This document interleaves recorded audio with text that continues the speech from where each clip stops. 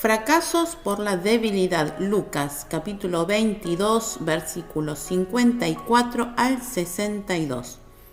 Lo prendieron, lo llevaron y lo condujeron a casa del sumo sacerdote, y Pedro lo seguía de lejos. Encendieron fuego en medio del patio y se sentaron alrededor. También Pedro se sentó entre ellos. Pero una criada, al verlo sentado al fuego, se fijó en él y dijo: «También éste estaba con él». Pero él lo negó diciendo: «Mujer, no lo conozco». Un poco después, viéndolo otro, dijo: «Tú también eres de ellos». Y Pedro dijo: «Hombre, no lo soy». Como una hora después, otro afirmó diciendo: «Verdaderamente también éste estaba con él, porque es Galileo». Y Pedro dijo: «Hombre, no sé lo que dices». Y enseguida, mientras él todavía hablaba, el gallo cantó. Entonces, vuelto el Señor, miró a Pedro, y Pedro se acordó de la palabra del Señor que le había dicho: «Antes que el gallo cante, me negarás 3 veces». Y Pedro, saliendo fuera, lloró amargamente. En resumen, prenden a Jesús y lo llevan a casa del sumo sacerdote. Pedro lo sigue de lejos y se sienta alrededor del fuego en el patio. Algunos reconocen a Pedro como uno de los que estaban con Jesús, y él niega 3 veces al Señor. Vuelto el Señor, mira a Pedro. Acordándose de sus palabras, Pedro llora amargamente. La primera parte de la ayuda a la meditación se titula La negación de Pedro. Somos seres débiles que caemos ante las crisis con facilidad. Prenden a Jesús y lo llevan a casa del sumo sacerdote. Pedro lo sigue de lejos. A diferencia de los demás discípulos, Pedro al menos se esfuerza en seguir al Señor hasta el final. Sin embargo, termina negando 3 veces a su maestro por cuidar su bienestar personal. Pedro seguramente esperaba que Jesús restaurara a Israel con un gran poderío militar y político, y que después de esto lo enalteciera. En cambio, ahora ve a Jesús indefenso como un cordero llevado al matadero. Las crisis y la aflicción delatan el nivel de nuestra fe y nuestros valores.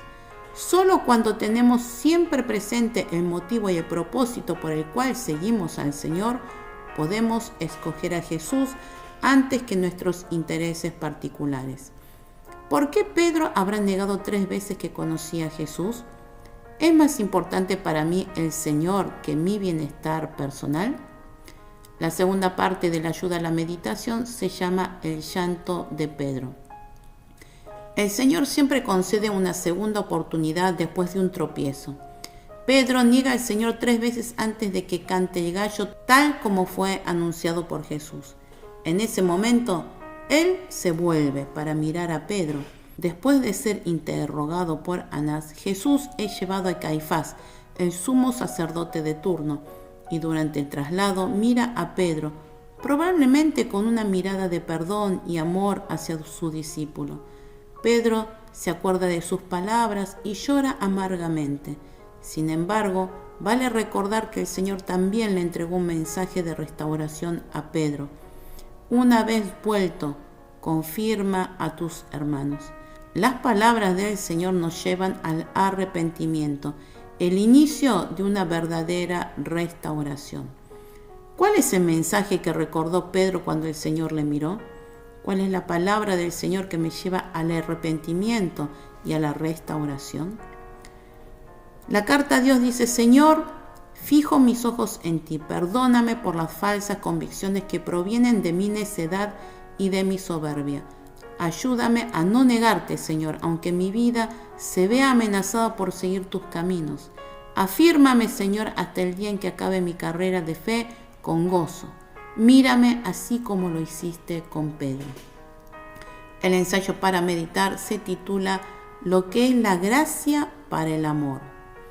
Cuando fui como orador a un seminario para jóvenes universitarios extranjeros, conocí a uno al que siempre le había gustado la música, pero no tenía ningún interés en estudiar. El problema era que su madre, una devota fiel, oraba sin cesar por él y lo presionaba demasiado, razón por la cual él permanecía enfadado con ella. Sin embargo, desde que supo cuánto se sacrificaba ella por su futuro y los esfuerzos que hacía por él, entendió que se estaba comportando como un niño inmaduro. Entonces decidió transformar la forma de percibir a su madre y empezar a consentirla. Cuando predico en los seminarios ante jóvenes que no han conocido la gracia, a menudo veo gente como este muchacho que no se arrepiente ni se entrega por completo, porque el mensaje de Jesús y su muerte en la cruz por nuestros pecados no conmueven sus corazones. Es lo mismo que un hijo que se avergüenza de su madre, aun cuando ella se esfuerza por su futuro dándole educación y todo lo que necesita. Eso es traicionar el amor de una madre que ha dado la vida por el bienestar de su hijo. El cristiano que ha recibido la revelación del amor, el sacrificio y el sufrimiento de Jesús, quien derramó su sangre por nosotros, se arrepiente de verdad de su pecado. Es con ese entendimiento que podemos vivir o morir por Jesús, dispuestos cada día a cargar con su cruz. Buenos días, hermanos, bienvenidos al devocional del día lunes 21 de marzo. En este momento vemos cómo Jesús es llevado prisionero a la casa del sumo sacerdote para ser interrogado. Y una de las escenas más tristes y conmovedoras que hay es cuando Jesús mira a Pedro luego de que el gallo canta. Y Pedro, habiendo negado 3 veces a Jesús, ve el rostro de Jesús mirándolo y tan arrepentido huye de ese lugar y llora amargamente. ¿Cuántas veces nosotros hemos cometido errores una y otra vez delante del Señor y Jesús nos mira con amor y nosotros sentimos que esa mirada de amor nos desgarra el corazón? Y necesitamos llorar amargamente delante del Señor, porque eso significa que nos estamos arrepintiendo o sentimos ese dolor tan grande de haber vuelto a cometer el mismo error delante de Dios. Jesús mismo le había dicho a Pedro que lo iba a negar 3 veces. Y en el momento en que sucedió, Pedro supo que, me mandé una macana tan grande. ¿Cómo puedo mirar a los ojos de Jesús? Y esos fueron los ojos de Jesús que miraron a Pedro con misericordia y amor, porque Jesús ya sabía lo que iba a pasar.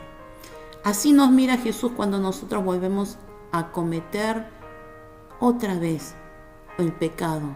A veces el mismo pecado, a veces otro, pero a la larga volvemos a pecar delante de Dios. Y esa es la mirada que pone Jesús. Y así debemos sentirnos como lo hizo Pedro, llorando amargamente. Ahí podemos volvernos a Dios y decir, Señor, perdón, perdón, perdón nuevamente. Ese es el arrepentimiento genuino que busca el Señor en nuestras vidas. Muchas veces, estando dentro de la iglesia, pecamos una y otra vez. Pero a veces vemos que no hay arrepentimiento. A veces hay hermanos que se presentan con esa cara fría, como hielo, sabiendo que nos están mintiendo en la cara y a pesar de eso no hay arrepentimiento. Necesitamos arrepentirnos primero delante del Señor y decir, Señor, me equivoqué, te pido perdón y volver a empezar con el Señor. Obviamente, un arrepentimiento genuino también trae una conducta diferente. No podemos estar parados soberbiamente delante de la iglesia, delante de los hermanos, como si nada hubiese pasado porque algo pasó. Y cuando nosotros nos arrepentimos y cambiamos nuestra posición, nuestra situación delante de Dios, obviamente nuestras actitudes también cambian. Volvamos nuevamente al Señor, arrepintámonos de lo que hemos hecho mal y volvamos al Señor nuevamente. En esta mañana los invito a que podamos arrepentirnos de nuestros errores, de aquello que el Señor pone en nuestros corazones, esa alarma, esa pequeña alarma que a veces es nuestra conciencia que nos dice, no, me equivoqué, hice mal. A veces son cosas muy evidentes, a veces no lo son. Por eso en esta mañana oremos al Señor pidiendo perdón por las cosas que hemos hecho mal, sea haber gritado, sea haber robado, sea haber matado.